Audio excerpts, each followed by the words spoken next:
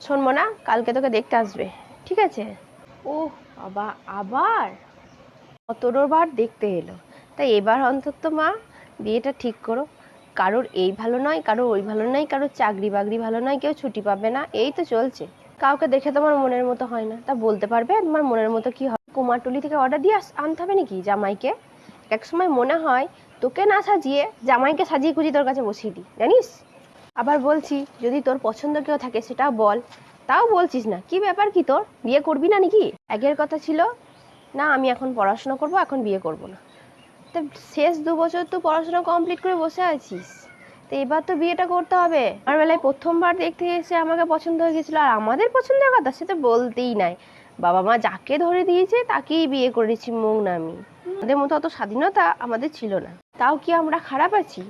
বেশ, তো চলে যা। তোমরা তো মানুষ নও, তোমরা তো ভগবান।